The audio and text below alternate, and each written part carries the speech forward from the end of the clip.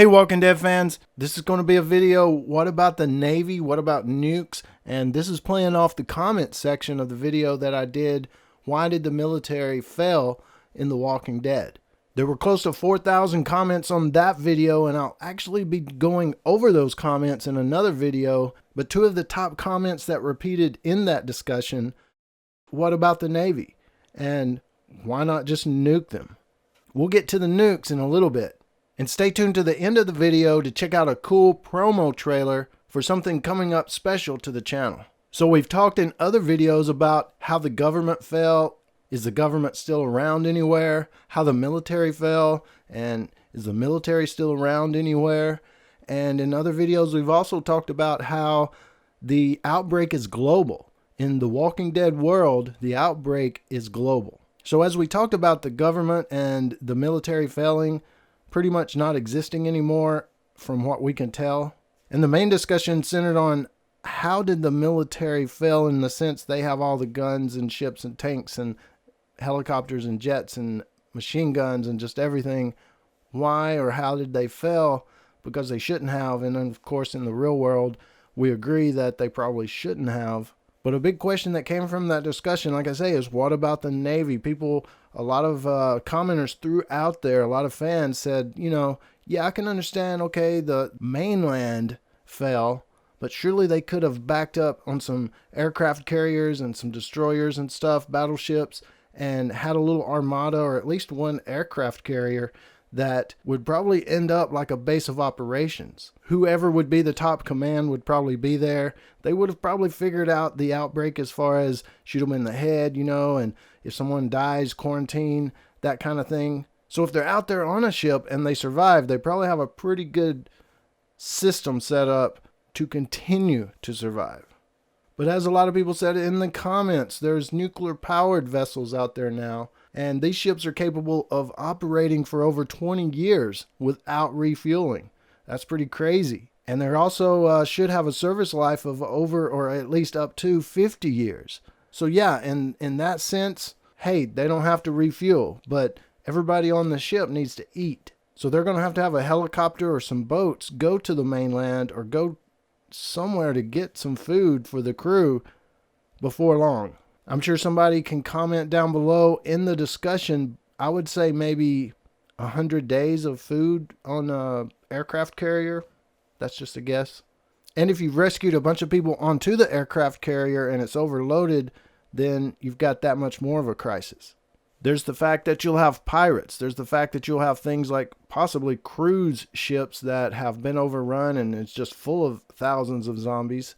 But all in all, sure, I think if there are any remnants of the military, they did end up probably on a ship, an aircraft carrier, or a small fleet together. I think they would have figured out the whole you die, you turn thing and got that under control.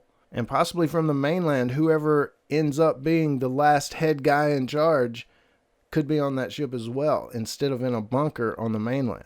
So as we talk more about the Navy and what could have happened to them, and if they still exist out there, which is very possible, I won't talk too much about World War Z and the book, not the movie. I'm talking about the book. It had a lot of good stuff in it. I recommend it if you haven't read it. It would be a little closer to real world scenarios and what would happen.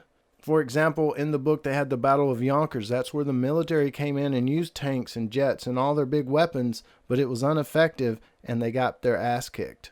So the second strategy they came up with was a little more primitive, a little more aimed at how to actually take out the zombies. So I do think that's what could have happened in The Walking Dead is, yeah, they got overwhelmed. It was thousands and thousands of zombies to every soldier. Robert Kirkman said in the beginning it was 5,000 walkers to every one survivor. So that would mean tens of thousands of zombies for every military personnel. So let's just say, yeah, they got overrun on the mainland, but they did get backed up back out onto the sea on aircraft carriers and or other types of Navy vessels.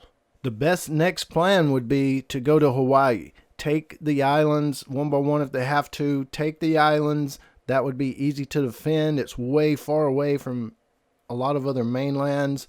It could be a base of operations that they could make safe and hopefully regroup to go back out and try to take the world back. But you got to remember, they don't just need food and medicine on the ships if they're out there, and someone would have to go to the mainland to get that kind of stuff. But even though this nuclear-powered ship can operate for over 20 years without refueling, everybody knows the parts would break down before that. There would be something break, some part that they would need to keep the ship going. Add into that, let's hope the mechanics that know how to work on that thing survive the apocalypse. If not, add that to the list of things you need. So hopefully any remnants of the military, whether it be Marines or Army or Air Force, also tried to get to any ship out on the water. And then those ships collectively came up with a system so that one death on a ship won't cause a whole downfall. And if they could make it to a place like Hawaii and set up shop, clear the islands, and then initiate that system of some type of lockdown to protect you from someone dying from a heart attack. But yeah, The Walking Dead is set in another world, and because we live in this world, we can only think of what it's like here in our military here. So we definitely have a lot of faith in them, knowing we would probably survive this zombie apocalypse. But in The Walking Dead, I think the Navy, or at least some of them, could still exist. And a big question arises, are they still Navy? Are they still trying to be governmental? And do they want to save the world? Or have they gone rogue? Has some general set himself up as a dictator? It really determines on how much of the military itself is left, how many of the officers are left, how much of the government may still be around, and things like that. With supply lines down, with refueling down, with backup support, and things like being able to go to port and get repairs and just things like that, I'm telling you, if a situation like that did come up, it would be hard for the Navy or really anyone to just keep going. They would definitely have to come into port somewhere and take back over an area and protect it to be able to really survive. And if you're caught up to season 9 of The Walking Dead with Rick leaving, that's a big mystery where he went. This would be on the East Coast. It could be a ship out at sea. And that could be a good reason why Rick isn't looking to get back to Alexandria in that 6-year span that we went. Maybe he's out at sea and there's no way off the ship. But let's continue the discussion about the Navy. If they're there, could they survive? If they're still around, what would they do if they were? Down in the comments below. And what about those nukes? A lot of people said, why didn't we just nuke the cities? Why didn't we just nuke the zombies? And that ties into a little bit of what I'll talk about when I go over the comment section of that military video. A lot of people just said, get in a tank and run them all over, or shoot them with the tank.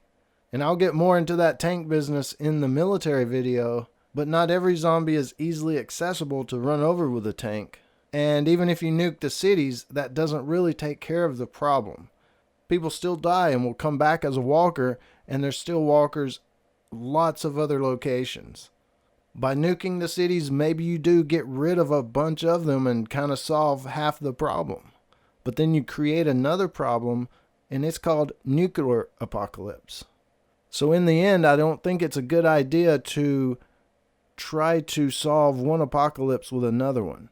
And if anybody watches the TV show called The 100, it's set into the future after a nuclear apocalypse.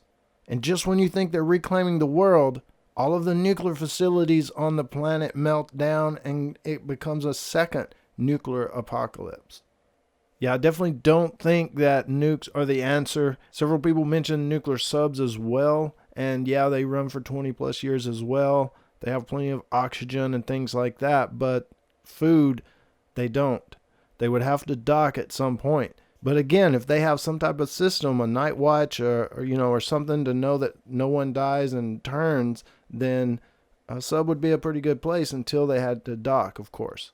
Everyone is infected. Even the people in the submarines. So if they die, they turn.